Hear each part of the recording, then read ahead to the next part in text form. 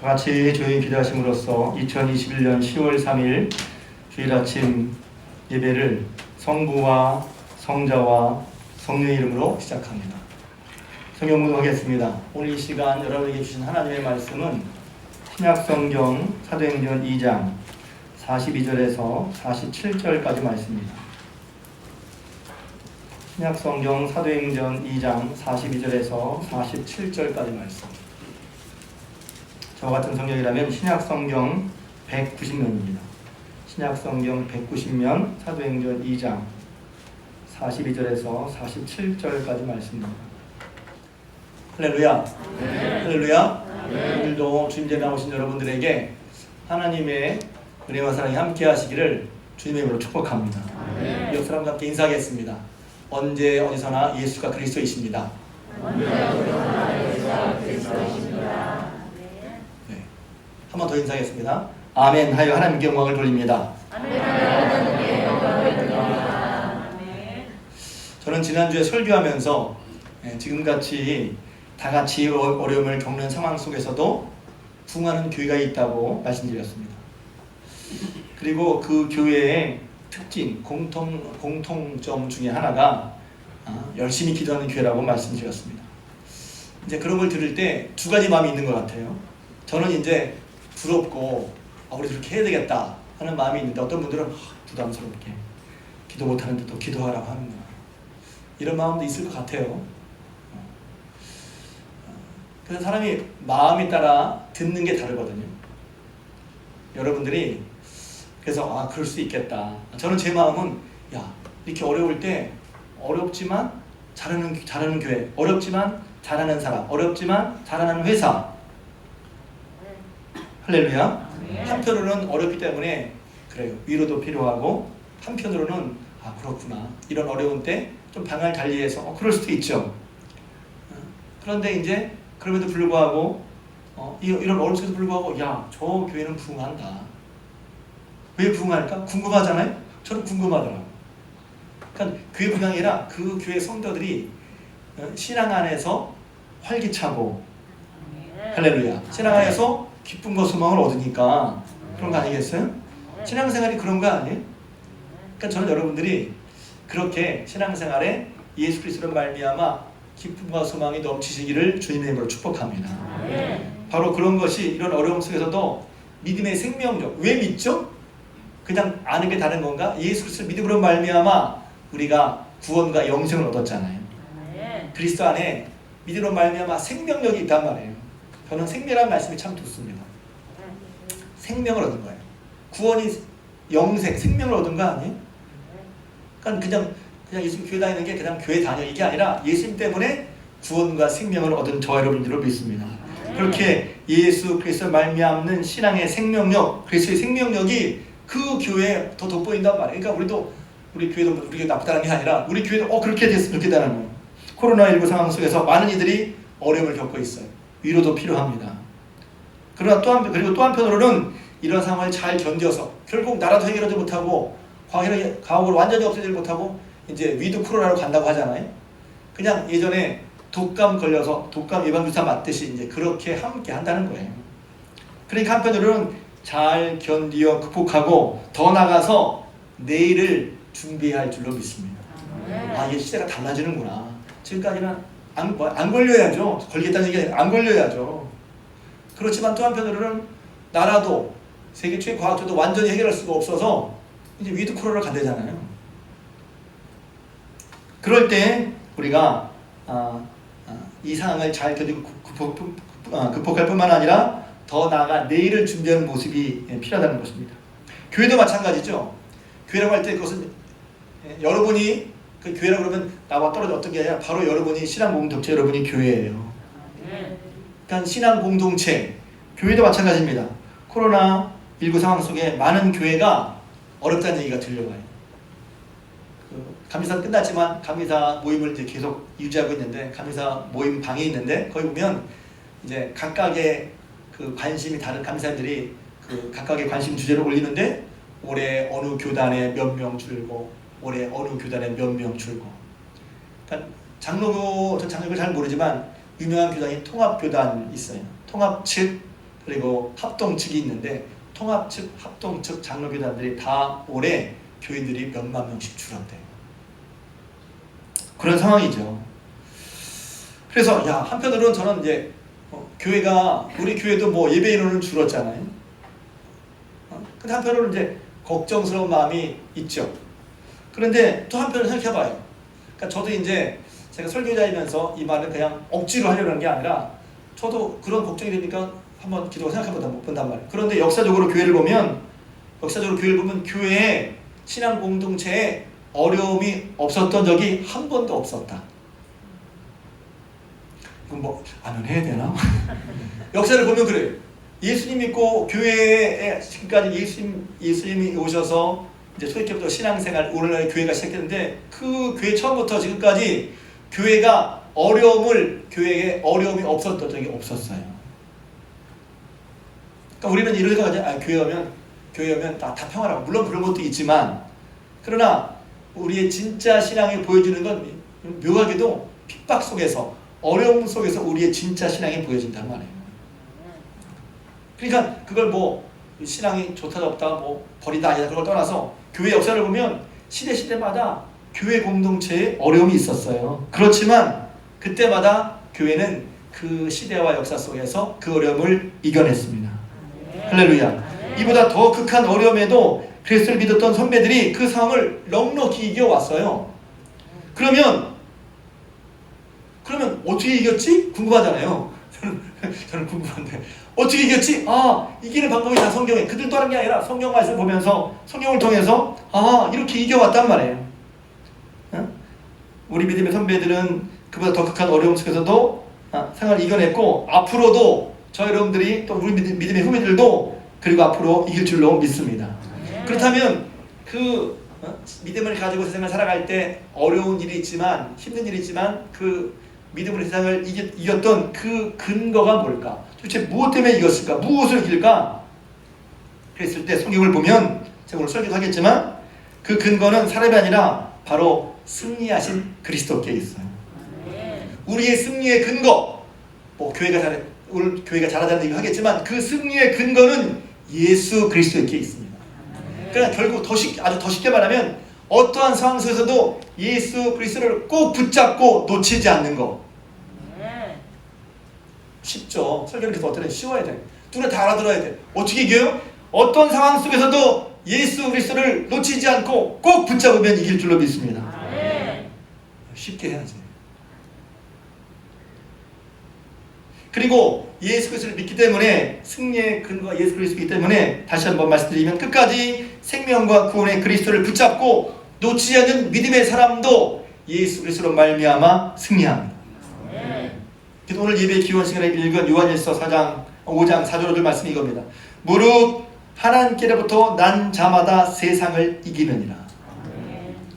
하나님께로부터 어떻게 났죠? 우리가 예수 그리스도로 말미암아 하나님의 자녀가 되었잖아요. 그 그리스도를 믿는 믿음을 통해서 우리는 하나님께 난 자가 되는데 바로 하나님께로 난 자들이 세상을 이긴다는 것입니다. 그러니까 그 근거가 내게 있는 게 아니라 우리 주 예수 그리스도께 승리의 이유, 승리의 근원이 있음을 믿습니다. 세상을 이기는 승리는 이것이니 우리의 믿음이니라. 세상을 이기는 승리가 있는데 그것이 믿음. 그때 믿음은 내 믿음이 아니라 그냥 믿는다가 아니라 예수 그리스도를 믿는 믿음이죠. 예수께서 하나님의 아들심을 믿는 자가 아니면 세상을 이긴 자가 누구냐? 예수께서 하나님의 아들 그리스도심을 믿는 사람마다 그 그리스도로 말미암아 세상을 이긴다. 요한일서 말씀 분명하게 일러주고 있어요. 여러분들이 이미 이런 얘기나 설교를 이제부터 들어오셨어요. 그런데 우리가 어려움을 당하면 우리가 그걸 놓치고 이거 어려움 어떻게 해야 되지? 어려움이 눈에 보이니까 예수를 붙드는 걸 놓치기 쉽단 말이에요. 신앙의 베테랑은 뭔지 아세요? 딱 요점을 딱 알고 딱 붙잡는 거예요. 뭐지? 이렇게 어려울 때 어떻게 해야 되지? 예수를 더 붙잡아야지. 핵심을 아는 거예요. 머리를 많이 들었는데 핵심을 모르고 뭘 해야 되지? 정신이 없어. 막 여기저기 우왕좌왕해. 뭘 해야 되지? 예수를 붙들어야 할 줄로 믿습니다. 예수를 붙들어야 할 줄로 믿습니다. 지난 시간에 제가 오후 예배 때 이제 교회를 위한 기도를 하면서 제가 늘 자주 얘기하지만, 그래서 교회 시작이, 그러니까 교회 시작은 교회 건물이 아니에요. 예수님 당시 2000년 전부터 예수님을 따르는 사람들로 교회가 시작되었는데, 그 교회의 시작이 뭐냐는 거예요. 그 교회의 시작 근거를 알아야 오늘도 그렇게 예수님 시작부터 쭉 이어진 교회 전통 속에 어떤 교회가 진짜 교회냐, 어떤 교회가 살아있는 교회냐 했을 때 마태복음 신정 말씀을 제가 드렸어요. 제가 이건 너무 중요하니까 매일 거의 빠짐없이 해마다 한 서너 번을 말씀드리는 것, 이상 말씀드리는 것 같아요. 베드로가 신앙 고백을 하죠. 신앙 고백은 예수님을 누구라고 믿느냐는 거예요. 누구라고 생각하고 어떻게 믿느냐. 주는 그리스도시요 살아계신 하나님의 아들이십니다. 할렐루야. 다 같이 한번 고백했으면 좋겠어요. 주는 그리스도시요 살아계신 하나님의 아들이십니다. 네, 아멘. 이것을 이제 말 가르치니까 금방 말을 따라하는데, 그것이 여러분 마음의 믿음의 고백일 주님을 축복합니다. 사람이 마음으로 믿어 의에 이르고 입으로 시인하여 구원에 이른다고 그랬죠. 마음으로 믿어지는 게 중요하죠. 만약 마음이 안 믿어지면, 제가 어떤 이 보다가 예배 때마다 구원에 대한 얘기를 하면 좋겠구나 생각이 들었어요. 교회 처음 나오신 분, 혹은 교회 나와서 예배 드리는 걸 어떤 다른 예식처럼 생각하는데, 물론 그것도 그걸 잘하는 중요하지만, 핵심은 뭐냐면 예수를 그리스도라고 믿고 주님으로 모시고 살아가는 거예요. 그게 신앙생활의 다야. 그것도 쉬운 거죠. 어떻게 생각해야지? 예수님을 그리스도로 믿고 그분을 나의 주님으로 모시고 살아가는 거. 베드로가 그런 고백을 한 거예요. 주는 그리스도시요 살아계신 하나님의 아들이십니다. 그랬을 때 예수님께서 그 베드로의 고백을 들으시고, 베드로야, 내가 이 반석 위에 교회를 세우느니 음부의 권세가 이지 못하리라. 이 말씀 제가 자주 하죠. 교회가 어려울 때마다 어떻게 하지? 다른 게 아니야. 이게 해결되고 저거 해결되나? 아니야. 분명한 신앙 고백. 예수가 그리스도시라고 하는, 예수님이 구원자시라고 하는, 예수님이 하나님의 아들, 우리의 구원자 하시는 분명한 믿음으로 그 예수님을 주로 믿고 살아가는 그런 교회는, 그런 사람은 음부의 권세가 이지 못한단 말이에요. 음부의 권세는 하나님을 대항하는 어떤 세력이죠. 하나님을 대항하는 모든 세력, 역사적으로, 문화적으로 모든 하나님을 대항하는 모든 것이 있다 할지라도 누가 이긴다? 신앙 고백을 가진 교회가 이긴다는 것입니다. 할렐루야. 그래서 중요한 건 어릴 때마다 뭘 확인해야 돼요? 내 신앙 고백을 확인해야 되는 거야. 예수가 그리스도시고 난 그분을 주님으로 모시고 살고 있는지를 또 확인하고 또 확인하고 또 확인해 봐야 되는 거예요. 그렇게 참된 신앙은, 신앙이란 말이 원래 참된 건데, 그러니까 신앙이라고 하는데 신앙이 아닌 것도, 신앙을 여기고 살 수도 있으니까 제가 참된이란 말을 붙여요. 그렇게 참된 신앙은, 진실한 신앙은 세상을 이긴단 말이에요. 그러니까 내 신앙이, 저는 여러분에게 스스로 확인한 다음에 참되고 진실된 신앙으로 살기를 바라는 거예요. 왜? 그런 신앙은 승리하니까. 그런 신앙은 세상을 이기니까.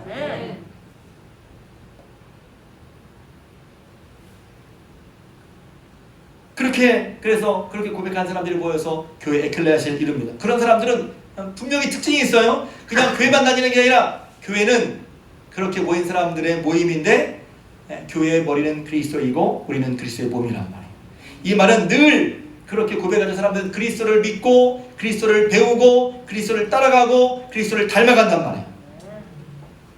어느 순간 교회는 나오는데 그리스도를 배우는 걸 그쳤어? 이상한 거예요. 그러면 안 되죠.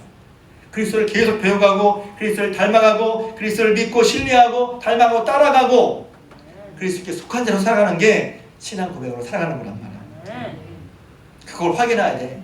뿐만 아니라 예수님께서 우리를 보내셨죠. 교회는 하나님께 부름받은 공동체이면서, 예배 공동체이면서, 교회는 예수님이 보내신, 아버지께서 나를 보내신 것 같이 나도 너희를 보내노라. 그래서 예수님께서 교회 나오면 평안하고 좋아. 그것도 중요한 것이지만, 교회 공동체는 하나님이 우리를 부르셔서 구원받게 하신 다음에 예수님께서 우리를 보내셔서 하게 하신 일을 감당하는 게 교회인 줄로 믿습니다.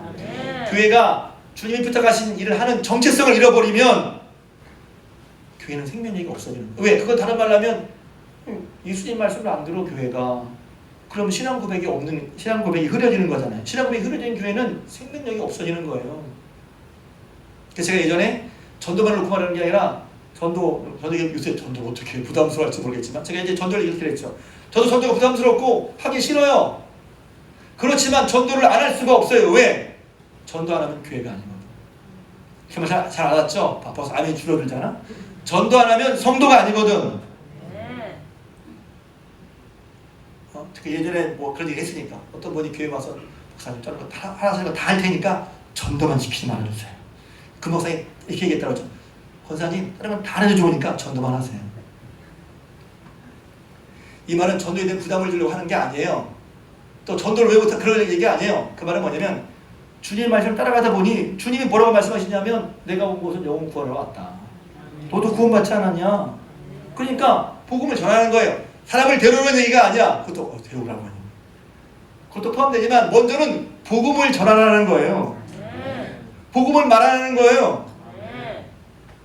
왜? 내 속에 오늘도 사도행전과 말씀 내 속에 그리스도 예수 그리스도를 믿는 그 믿음이 그런 말면 구원받았다. 그분이 정말 하나님의 그리스도라는 분명한 믿음이 있을 때 여러분 다 교회 보셨잖아요. 가만히 있을 수가 없어. 그 기쁨에 가만히 있을 수가 없어. 옷 좋은 걸 싸게 사도 말을 하잖아. 옷 좋은 걸 싸게 사도 집사님 봤어. 여자분들 머리 봤어. 싸게 했어. 이쁘지? 누가 물어봤나? 왜? 제가 이거 또 저 얘기한다. 왜? 왜냐면 내가 어떤 좋은 거는 말하게 돼 있다는 거예요. 누가 시키지 않아도 말하게 돼 있어요. 좋은 거 말하게 돼 있어. 저도 나이 드신 것을 만나면 기승전병 뭐가 좋대? 기승전약 이런 얘기 좋대. 기승전 운동 참 권하게 돼요. 왜냐하면 권사님 아프면 안 되잖아. 집사님 아프면 안 되잖아. 그러니까 내가 알고 있는 좋은 거 해보니까 좋은 거 말하게 돼요. 운동해보니까 좋습니다. 나도 운동하기 싫어. 어떤 분이 얘기하니까 운동하면 좋은 건 아닌데 하기 싫었어요. 집사님, 권사님 시간 내서 해야 돼. 바빠서 하는 게 시간 내서 해야 돼. 그래서 제가 아주 그냥 입버릇처럼 2년 전에 창고 공사하다가 일이나 많이 했나? 토요일 주일 옆에서 그냥 도와주는 거 했는데 허리가 아파가지고 정신이 번쩍 났어요. 그때 제가 늘 얘기하잖아요. 저는 예배를 위해서 목회를 위해서 몸을 아끼는 편이에요. 다른 거 안 해. 근데 아껴도 안 되더라고. 운동해야 되는구나. 그래서 잘 안 되지만 시간 억지로 내서 운동합니다. 새벽기도 끝나고 할 때도 있고 요새는 아침 새벽기 끝나자마자 공사장 들어와서 공사장 보다가 오전에 못해요. 그럼 저녁 때 옷을 공사 끝나면 공사장 한번 휙 돌아보고 그 다음부터 가서 한 40분 걷거나 뜁니다. 저를 위해서 하는 게 아니라 하나님 목회를 위해서는 제가 넘어지면 안 되잖아요. 가끔 제 생각입니다. 저희 아내가 저를 얄밉게 볼 수 있어요. 저 사람 자기 몸은 지독히 아껴? 왜 운동하니까? 왜냐면 정말 그렇거든요. 피곤해. 저도 근데 운동이요 정말 하기 싫을 때가 있어요. 네, 그래도 해. 제가 달라진 어떤 분에 배운 거예요. 정말 중요하다 다 알아. 그런데 하다 보면 정말 필요한 것도 다 실증해 내게 돼 있어요. 실증 납니다. 여러분 예수 믿는 것도 그럴 수가 있어요. 정말 중요한 걸 알아. 근데 오늘 예배 드리는 게 실증이나 속회로 보는 게 실증이나 말씀 보는 게 실증이나 인간적으로 보면 그럴 수도 있어요. 목사님. 그런데 사람이 자기 하고 싶은 대로 하는 게 아니잖아요. 제가 지난주에 말씀드렸죠. 정말 하고 싶은 걸 하기 위해서는 하기 싫은 거 100가지 해야 된다고. 참된 신앙 고백, 다시 신앙 고백이요. 참된 신앙 고백을 따라 사는 게 가장 중요한 거란 말이에요. 할렐루야. 왜 초대교회 얘기를 합니까? 초대교회가 그렇게 지금보다 훨씬 어려웠어요. 딱 이렇게 비교는 안 되지만 상황을 보면 훨씬 어려웠어요. 오늘도 어려웠어요. 예수 그리스도를 죽인 교회가 초대교회예요. 초대교회 상황이란 말이에요. 예수님을 세상에 하나님을 예수님을 십자가에 못 박았어. 물론 예수님은 그걸 이기시고 다시 살아나셔서 예수님이야말로 하나님이 보내신 메시아라는 것을 부활을 통해서 증거하셨죠. 증명하셨죠. 할렐루야. 그렇지만 어떤 사람들은 예수님을 죽인 살기가 든든한 시대였단 말이에요.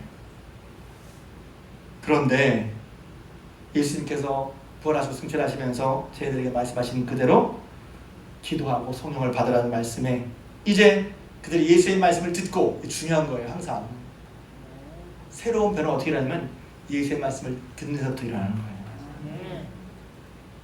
잘 아는 게 아니라 듣고 하는 데서부터 시작되는 거예요. 이럴 때 자꾸 이제 어떤 감동이 있어서 제가 지금 설교 주제에서 벗어나려고 해요. 듣고 따라하는데 그게 신앙의 변화 시작이에요. 듣기만 하는 것은 안 돼요. 아브라함이 왜 위대한 기도를 했어요? 아브라함이 하나님의 말씀을 듣고 따랐거든요. 떠났어요. 이에 아브라함이 여호와의 말씀을 따라갔고, 그게 위대한 믿음의 출발이란 말이에요. 듣기만 하고 아는 것으로, 지식에 많아지는 것으로 신앙이 좋아진다고 착각하면 안 돼요. 깊은 걸 이해하고 있다고 신앙이 좋은 걸로 착각하면 안 돼요.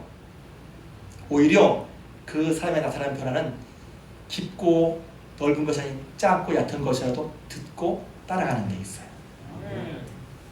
제자들도 마찬가지예요. 제자들도 예수님이 이제 승천할 무렵에 예수님의 섭리와 뜻을 온전히 이해하지 못했어요. 보면 제자들이 이렇게 어리석어 보이는지. 근데 우리도 마찬가지지.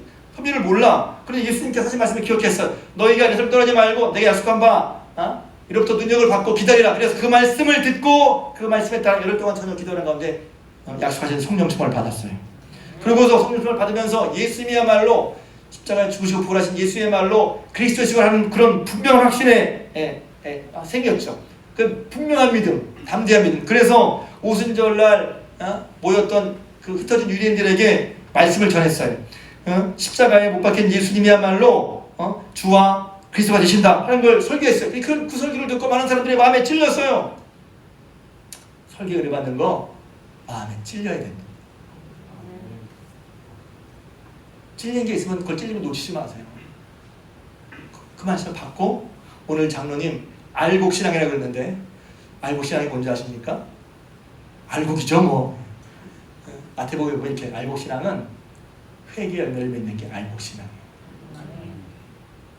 제가 분명 여러분들은 그냥 있지만 뭐 저만 하는 게 아니라 제가 분명히 말씀드렸잖아요. 그 본문을 보니까 회개합다가 열매를 맺으라 말씀하시고 알곡과 쭉정이 말한단 말이에요. 쭉정이 알곡 언제 알 수 있어요? 바람 불어야 알 수 있는 거야. 내 신앙이 알곡이 쭉정인지는 바람이 불어야, 평상시에는 몰라 섞여 있어. 바람이 불어야 풍파 속에 드러나는 거예요. 알곡과 쭉정이가. 근데 알곡은 뭐냐? 그래서 그냥 곡식 얘기 하려고 그런 거잖아요. 알곡은 훅 했는데 바람에 쭉정이 휙 날아가고 알곡은 그냥 가라앉잖아요. 그 알곡이 아니잖아. 신앙의 알곡은 뭔지 아십니까? 회개에 합당한 열매를 날마다 맺는 게 신앙의 알곡이에요. 듣고 끝나는 게 아니라. 그래서 예수 사람들이 마음에 찔려 예수를 믿었고 세례를 받았습니다. 그리고 그들이 모여서 최초의 교회가 생긴 거예요. 왜 이 초대교회가 자꾸만 하냐면 그들의 상황이 훨씬 더 어려웠어요. 훨씬 더 힘들었어요. 예수 믿으면 핍박이 하고 됐음에도 불구하고 예수 그리스도께서 십자가에 죽으시고 부활하신 것이 눈에 보이는 사실이고 그 예수님이 그리스도이신 것이 분명히 믿어졌기 때문에 사람들이 그런 거면서도 예수를 믿기 시작했어요. 할렐루야. 핍박이 있었지만 넉넉히 이겨냈단 말이에요. 지난주 공과가 바로 그걸 잘해줘요. 제가 이 공과 들고 나와서 이렇게 얼마나 중요한 내용인지. 그 교회는 그렇게 예수를 온전히 믿고 핍박 속에 이겼던 그런 초대교회, 생명 있는 교회의 모습이 어떤 모습이었을까? 궁금하지 않아요? 저는 처음에 신앙생활하면서 성경을 읽을 때마다 성경에 대한 어떤 마음이 달라지는데 저 사도행전 별로 안 좋아했어요. 재미가 없었어. 저는 복음서나 서신서가 재미있었어요. 그런데 목회하면서 사도행전이 너무너무 재미있어졌어요. 와, 이런 얘기구나. 사도행전이 이런 얘기구나. 그리스도를 믿고 예수를 믿고 사람들이 핍박 속에서도 어떻게 지내지? 근데 그 모습이 왜 중요하냐면 아까 말씀드린 그게 세상을 이기는 생명력 있는 교회 공동체 성도들의 모습이기 때문에 그런 거란 말이에요. 첫째 그런 모습이 어떤 모습이었어요? 지난주에 공과를 보면 마음과 삶을 나누며 교제하는 공동체였다. 베드로의 설교를 듣고 모이기 시작한 사람들은 처음 교회를 이루며 열심히 교제했다는 거예요. 오늘 성경에 보면 이러한 교회의 모습을 함께 있어 통용하고 서로의 필요를 채워주며 마음을 같이 했다. 이렇게 이야기했어요. 그러니까 교회는 그리스도의 몸인데 성도들은 그 몸을 구성하는 몸이죠. 그래서 성도들이 함께 모여 교제하고 서로를 돌보는 모습이 꼭 필요한 모습이라는 거예요. 제가 그래서 이 속회 공과를 미리 본 건 아니지만 제가 지지난주에 말씀드렸죠. 제가 언제 주일날 한번 설교하겠습니다. 왜? 무슨 설교? 속회를 드립시다. 여기 제가 보면 사정이 있어서 못 드리는 분은 또 괜히 상처받지 마세요. 한 반 정도는 속회를 드리고 반 정도 속회를 지금 안 드려요. 속회라고 감독이 속회라고 하는데 그게 소그룹이든 밴드든 목장이든 다락방이든 뭐 소용없다. 다 그게 속으로 얘기하는 얘기죠.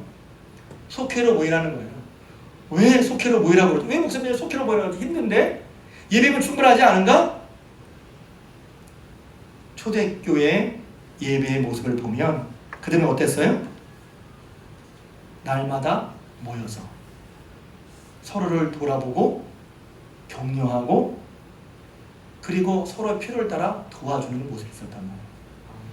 지금 우리 교회는 근데 그 시기 예배 못했다 이런 게 아니라 근데 시간이 지나면서 그렇게 그들은 집에서 모였어요. 이렇게 오늘처럼 교회라는 예배를 위한 전용 공간을 준 건 그 뒤에 생긴 거란 말이죠. 그래서 처음에 보면 그 서신을 읽으면 아무개 집에 있는 교회 문화라라 그랬어요.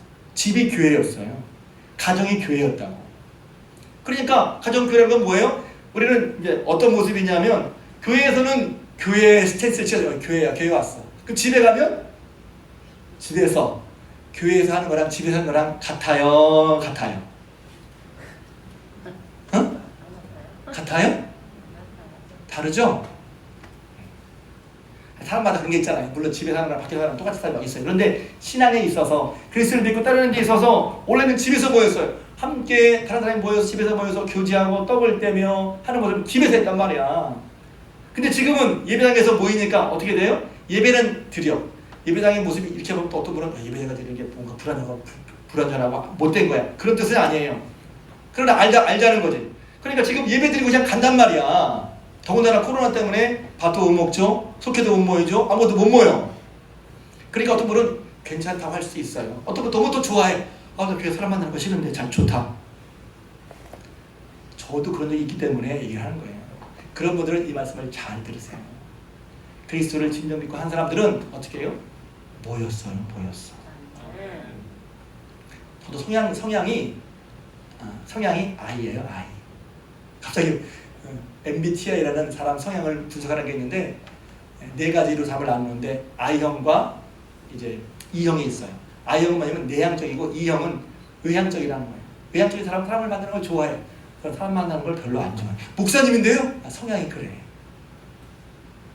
그런데 저도 처음 신앙을 할 때 제 기질대로 신앙을 했어요. 내향적으로. 혼자 만나서 의뢰받고 혼자 잘 하면 된다고 생각했어요. 근데 성경을 보니까 그게 아닌 거야. 기억하십시오. 성경을 보니까 그게 아니야. 외향적이든 내향적이든 어떻게 해요? 사람을 만났단 말이에요. 교제했단 말이에요.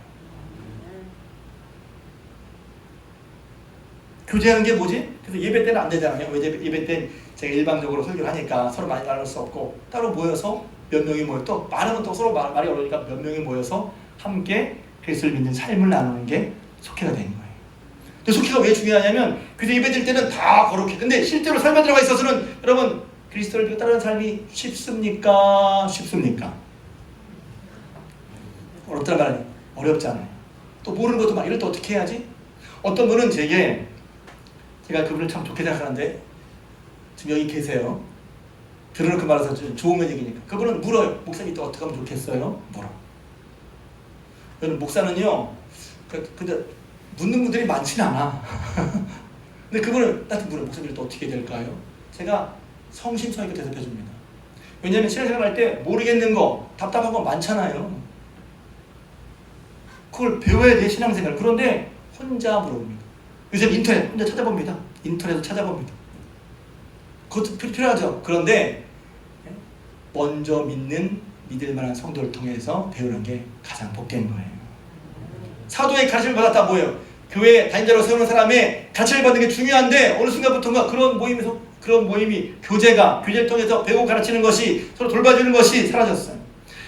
여기서 또 오해는 뭐냐면 부족한 사람만 배운다고 생각하면 안 돼요. 교회 공동체는 물론 우리가 보기에 신앙이 좋은 사람, 신앙이 좀 덜 좋은 사람이 있지만 여러분 함께 모여서 함께 할 때 함께 배우는 거예요. 부족한 사람은 좀 신앙이 약한 사람 배우고 신앙이 좀 좋은 사람은 좋은 사람대로 배우는 게 속해요. 좋은 사람은 다시 말하면 천만의 말씀 그렇지 않습니다. 제가 여러분과 함께 말씀을 나누면 저는 다 가르치는 사람이고 하나 배우는 게 없다. 천만의 말씀 그럼 저 손에게 저도 배우는 게 있어요. 가르치면서 배우는 거예요. 섬기면서 배우는 거예요. 나누면서 배우는 거란 말이에요. 그리고 두 번째 어떤 공동체였습니까? 예수님을 기억하는 공동체였다는 거예요. 떡을 떼는 것이 지금은 이제 애찬이지만 당시에 떡을 떼는 것은 성찬식과 함께 애찬이 같이 있었어요. 지금 우리는 성찬식 그러면 곧 예수님의 몸을 상대하는 조그만 떡이나 빵으로 하잖아요. 당시에는 쉽게 말하면 우리 식사를 같이 한 거예요. 그런데 먼저 나온 그 떡과 포도주 예수의 몸임을 기억했어요. 먼저 예수님을 기억했단 말이에요. 그런 다음에 그 떡을 먹고 마시고 식사를 했어요. 그러니까 떡을 뗐다는 건 뭐예요? 그래서 같이 식사했다는 거예요. 근데 그 식사할 때 그냥 와 맛있는 한 게 아니라 먼저 모일 때마다 떡을 뗄 때마다 예수 그리스도를 기억했다고 하는 거예요. 신앙생활의 핵심은 뭐냐면 예수님을 놓치지 않는 거라고 했죠. 그냥 교회에서 예수 믿어야 되는 걸 알고 있어. 그런데 실제 생활할 때 예수 그리스도를 붙잡지 않는 경우가 얼마나 많은가. 저도 그랬어요. 저도 예수를 믿고 은혜 받았는데 생각하다 보면 예수님을 붙잡는다는 게 뭔지 그런 이렇게 하는 게 맞나? 한 번도 그런 교회 제가 질문하자면 대답을 얻지 못했어요. 목사님 교회 다니지만 예수 생활하다 보면 예수를 까먹을 때도 있잖아요. 당연한 거 아닌가요? 당연한 건가요? 여러분 중에 어떤 분은 일할 때마다 예수님을 생각하는 분도 있어요. 그분이 고백을 생각하는 거예요. 일할 때마다 주님 함께 해주십시오. 교회 일만 일이고 여러분의 일은 일이 아닌 거예요. 일할 때마다 항상 주님이 함께 해주시고 기도하며 하는 분이 여러분 가운데 있어요. 예배하는 여러분 가운데. 그러면 어떻게 하는 것이 주님을 붙잡고 살아가는 것이냐? 그것을 어떻게 교제를 통해서 배우는 거예요. 하나하나 제가 다 말할 수 없으니까. 그럼 질문을 하면 질문을 답해주고 그런 나눔이 예수 그리스도 중심의 나눔이 그게 초대교회 생명력이 있는 성도들의 모습이었단 말이에요. 그게 교회 예배는 안 되잖아요. 잘 물론 예배 끝나고 서로 이렇게 이해할 수도 있고 그렇게 하지만 안 되니까 속으로 모여서 그걸 하는 거예요. 소그룹의 교제의 중심 뭐냐면 다시 한번 얘기합니다. 속회의 중심은 그리스도와 그리스도를 따르는 사람들의 삶을 나누는 거예요. 어떤 속은 삶을 잘 나누는데 그리스도가 없어. 그리스도를 믿고 따르는 가운데서 어려웠던 거 힘들었던 거 잘한 것만 얘기하는 게 그리스도 따르는 거 너무 힘들었어요. 그런 얘기 할 수 있잖아. 그러면 맞아 처음엔 힘든 거야. 그렇지만 계속 따라야 돼. 격려가 필요한 거지. 그런데 속회에 모여서 집안일 얘기하고 회설도 얘기하는데 그리스도가 쏙 빠졌으면 그건 위험한 거예요. 왜? 그리스도의 교제가 아니에요. 그래서 제가 늘 얘기하잖아요. 속도원들에게 속회사역자들에게 그리스도를 믿는 삶을 나누십시오. 그게 속회인 거예요. 그게 초대교회의 모습인 거예요. 왜 초대교회 집에서 모이고 있는 그대로 모이고 예배는 형식과 자유롭게 모이고 그러나 그 속에 예수 그리스도를 기억하고 따르는 모습이 반드시 있어야 한단 말이에요. 왜? 예수를 붙드는 게 생명이니까. 왜 속회 소그룹이 여러분 강도가 됐는지 아십니까? 어느 순간 80년대부터 한국교회가 막 부흥했어요. 성장했는데 교회는 부흥하고 성장했는데 기사에서 사고 친 사람은 다 그리스도인이 많은 거야. 왜 그러지? 교회에서 예배드릴 때는 거룩한 것처럼 보이는데 실제 나가서 삶을 살 때는 그리스도인으로 살지 않는 거야. 그리스도의 가치가 그리스도를 따르는 가치가 발현되지 않는 거야. 목사님들 고민했어요. 왜 그렇지? 교회에서 예배하는 삶과 나가서 생활하는 삶이 다르다는 거예요.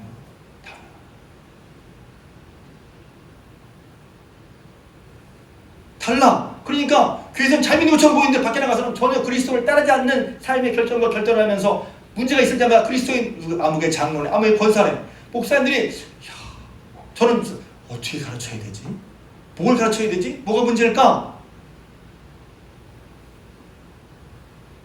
그리스도를 그래서 우리가 오늘도 예배 전에 여러분이 기쁜 마음으로 했지만 언제 어디서나 교회에서도 예수가 그리스도이시고 주님이시고 직장에서도 예수가 그리스도이시고 주님이시고 여러분 집에서도 예수 그리스도이시고 주님이시죠. 그런 삶의 자체를 훈련하는 게 속회란 말이에요. 교회에서는 아멘 했는데 집에서 죄송합니다 마누라 싸워. 이 새끼 저 새끼 2년 전하면서 싸워. 그런데 정말 바뀌는 건 그건데 그걸 기도하지 않아. 정말 바뀔 생각의 기도 그거잖아요. 그게 바뀌어야지. 그걸 놓고 그때 들어간 나를 놓고 기도해야지. 그런데 그런 건 기도하지 못해. 기도하지 않아. 그리스도를 따르는 예를 드는 거예요. 예를 드는 거. 그리스도를 따르는 삶이 생활이 뭐죠? 그리스도를 닮아가고 그리스도를 따르는 거잖아요. 실제 삶 속에서 일어난 일들 그게 진짜 그리스도에 속한 거란 말이에요. 그걸 훈련하는 게 초대교회는 그렇게 다 같이 모여서 날마다 모여서 얘기하니까 다 드러나. 다 드러나. 드러나는 것도 물론 드러나는 게 싫어요. 그것도 물론 이해가 돼요. 부끄러워 창피한 거 안 보이고 싶지. 맞아요. 그런데 여러분들이 그리스도 앞에는 그런 것을 내놓을 수 있길 주님을 축복합니다. 수고하고 무거운 짐자들아 다 내게로 오라. 정말 좋아하는 말씀이거든요. 저도 좋아해요. 근데 그 말씀만 보면 안 돼요. 성숙한 사람들은, 성숙한 제자는 지난 제가 계속해서 그 목사님 연합성에 의뢰받고 말씀을 나누는데, 주님이 기뻐하시는 종이라고 얘기할 때 주님이 기뻐하시는 종은 누구냐? 주인이 기뻐하는 걸 해야지. 기뻐하시는 종은 주님이 바라시는 걸 배워야지. 나쁜 종은 지가 하기 싶은 것만 한대. 지가 배우고 싶은 것만 배운대. 주님이 기뻐하시는 걸 배울 수 있는 여러분 되시길 주님으로 축복합니다. 내가 기뻐하는 건 배우지 말고. 근데 거기 이런 말이 있어요. 수고하고 무거운 자들아 다 내게로 오라. 내가 너희를 쉬게 하리라. 할렐루야. 얼마나 좋아. 오늘 여러분이 수고하고 무거운 짐을 주님께 다 내올 수 있길 주님을 축복합니다. 그런데 그 뒤에 이 말씀이 있어. 너희는 내 멍에를 메고 내게 배우라. 그러면 너희 마음이 쉼을 얻으리니. 쉼을 얻는 게 우리는 짐을 내려놓는 것만 쉼을 얻다고 생각해. 근데 예수님은 아니야. 너희 내 멍에를 메고 내게 배워. 그래야 너희 마음이 쉼을 얻어. 우리 뒷부분 잘 안 보잖아요. 어떻게 쉼을 얻지? 예수님께 안 배우는 거야. 짐은 맡긴다고 해. 근데 안 배워. 예를 들면 그런 거란 말이에요. 짐을 맡기고 예수님께 짐을 맡길 뿐만 아니라 예수님께 배운 여러분 되시길 주님의 이름으로 축복합니다. 그런 배움이 이렇게 예배를 통해서도 되지만 예배를 통해서 여러분 질문을 못 하잖아요. 예배실에 목사님 그러지 않잖아. 그러기도 이상하고. 예배는 형식이 있으니까. 근데 속해해서 자유롭게 목사님 혹은 권사님 혹은 속장님 자유롭게 질문할 수 있잖아요. 왜? 진지한 신앙을 배우고 싶어서. 그게 승리하는 혹은 생명력 있는 교회 모습이었어요. 마지막으로 뭐냐면 지난주에 말씀드렸지만 기도하는 교회였단 말이에요. 기도하는 교회예요. 그래서 저는 제가 앞으로 목회 배우는데 우리 교회 형들이 더 기도를 많이 했으면 좋겠다. 개인적으로도 그렇고 모여서도 그렇고. 여러분 요새 새벽기도 하고 있는데 여러분 새벽기도에 제가 보니까 새벽기도 한 15명에서 20명 정도 나오시고 못 나오신 분들도 한 5분 정도는 계속해서 온라인으로 말씀드려요. 그분은 이분은 또 온라인으로 거의 빠지지 않으세요. 근데 제 바람은 이런 특별 새벽기도에는 교인이 다 나왔으면 좋겠어요. 아니, 못 나오는 분도 되게 부담스럽지. 왜 그렇습니까? 이런 기회를 통해서 기도를 배우는 거예요. 햇빛 한번 나가려면 삶이 다 무너져요. 집에 못 나가 힘들죠. 그럼 언제 한번 주님께 여러분 다부지게 기도해 보겠어요. 제가 예전에 40일 말씀 양육할 때 어떤 분 기억이 나요. 그분 청주로 이사가셨지만 목사님 제가요 그분 나이가 저랑 거의 비슷했거든요. 제가 기도하면서 처음으로 통성기도 해봤는데 제가 깜짝 놀랐어요. 통성기도를 등에 땀나는 기도를 50평생 살면서 처음 해본다는 거예요. 물론 오해하지 마세요. 기도는 통성기도만 아니라 진짜 기도고 땀이 나면 기도라는 얘기는 아니에요. 그러나 예수님께서 지난주에 말씀드렸잖아요. 예수님께서 기도할 때 땀방울이 빗방울처럼 하나님의 뜻을 이루기 위해서 자기의 뜻을 내려놓고 뜻을 따르기 위해서 땀방울이 빗방울처럼 되는 땀 흘리는 기도를 하셨단 말이에요. 모든 기도를 땀 흘리는 기도를 할 필요도 할 수도 없죠. 그러나 어떤 때 어떤 기도는 땀 흘리면서 소리를 질러가면서 통성으로 간절히 기도할 필요가 있죠. 그걸 한 번도 안 해봤는데 제가 속으로 되게 놀랐어요. 여러분 예수를 믿는 건 기도하는 거예요. 예수님께 겸손한 건 기도하는 거예요. 아멘 하세요? 아멘. 아멘 하기 싫은 분은 안타까운 분이에요. 왜? 제가 보니까 기도하지 않고 왜? 내가 보는 게 한계가 있고 깨닫는 게 한계가 있고 다른 한계가 있는데 어떻게 기도를 할 수가 있어요? 내가 한 걸음을 뛰기가 두려운데 제가 늘 얘기해요. 시편 13편 우매무지한 짐승이군요 제가.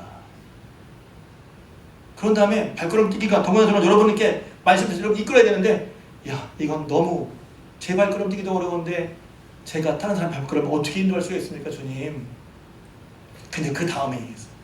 주의 오른손이 나를 붙드시오니. 기도는 하나님께 내 오른손을 맡기는 거예요. 하나님의 인도하심 받고 싶으시면 아멘 하시기 바랍니다. 하나님 여러분의 오른손을 붙들어 주길 원하시면 아멘 하시기 바랍니다. 기도하는 거예요. 기도하는 사람은 믿음이 있는 사람이고 기도하는 사람은 믿음이 없는 사람이고 까지 말할 수 있어요. 기도하는 사람은 겸손한 사람이고 기도하는 사람은 교만한 사람이라고 말할 수 있어요. 그러니까 초대교회는 하나님께 엄청 기도했습니다. 그래서 기도하는 가운데 어떻게 해요? 그들이 어려울 때마다 기도했습니다. 용기가 필요할 때 기도했습니다. 하나님의 뜻을 깨닫고 싶을 때마다 기도했습니다. 교회는 어김없이 기도했어요. 여러분, 그러니 여러분 기도가 지금까지 부족할 수도 있고 이렇게 새벽기도 아니어도 좋아요. 제일 좋은 건 새벽기도예요. 그러나 새벽기도 어렵다면 여러분이 시간을 내서 하나님께 꼭 간절히 더군다나 속해서 함께 기도하는 시간을 가지기를 주님의 이름으로 부탁을 드립니다. 이렇게 초대교회가 예수 그리스도를 믿고 그리스도께서 예수 그리스도를 믿고 그런 믿음을 살아가면서 이런 모습이었다는 거예요. 이런 모습을 가진 초대교회가 보니까 와, 생각해보세요. 그들이 예수 믿음이 분명했다. 그러면 이렇게 생각했어요. 야, 믿음이 좋으니까 안 모여도 되잖아. 믿음이 좋으니까 기도 안 해도 되잖아. 그게 아니었단 말이에요. 믿음이 좋기 때문에 더 잘 모였어요. 믿음이 좋기 때문에 더 말씀을 배웠어요. 믿음이 좋기 때문에 더 하나님께 순종했단 말이에요. 믿음이 좋으면 그렇게 뭐 기도해도 그 기도에 힘쓸 필요가 있나? 우리 잘못 생각하고 있는 거예요. 믿음이 좋으니까 그리스도 믿는 분명한 믿음이니까 이제는 뭐 기도 안 하고 대충 한 게 아니라 더 잘 배우고 더 기도했어요. 그랬을 때 그 초대교회로부터 지금까지 그 신앙의 전통이 내려오는 거란 말이에요. 할렐루야. 예수님께 붙어있는 여러분 주님의 이름으로 축복합니다. 찬양팀 나오세요. 히브리서 10장 20절에는 말세를 만난 우리에게 이렇게 권고하고 있습니다. 또 약속하신 일은 믿으시니 우리가 믿는 믿음의 도리의 소망을 움직이지 말고 굳게 잡고 놓치지 말라는 거죠. 나오세요, 찬양팀. 서로 돌아보아 사랑과 선행을 격려하며 서로 모여서 격려해 주라는 거죠. 모이기를 피하는 어떤 자들의 습관과 같이 하지 말고 그날이 가까울 볼수록 더욱 그리하자. 모이기를 피하고 모이는 게 힘들어요. 모이는 게 부담스러워요. 모이기를 피하는 자들과 함께 하지 말고 그날이 올 볼수록 더욱더 예수 그리스도를 중심으로 모이고 또 모여서 교회 공동체로서 아까 말씀드린 것처럼 함께 배우고 예배하고 떡을 떼고 교제하고 서로 돌아보고 함께 교제하고 떡을 떼며 모여 힘써 기도해서 그런 과정을 통해 생명 있는 시라고 성장하고 승리하는 저 여러분들 우리 중앙교회 공동체가 되시길 주님의 이름으로 부탁을 드립니다. 기도합니다. 이제는 우리 주님 예수 그리스도의 은혜와 하나님 아버지의 크신 사랑하심과 성령님의 감화 감동 내 주교통 충만한 역사하심이 예배를 드리고 가는 사랑하는 중앙교회 모든 구석들 위에와 또 가정과 기업 위에 자녀손 위에 손대는 불산 위에 그리고 이 나라의 민족 또 저 북한 땅 위에 지금부터 영원토록 함께 하옵시기를 간절히 축원하옵나이다. 아멘.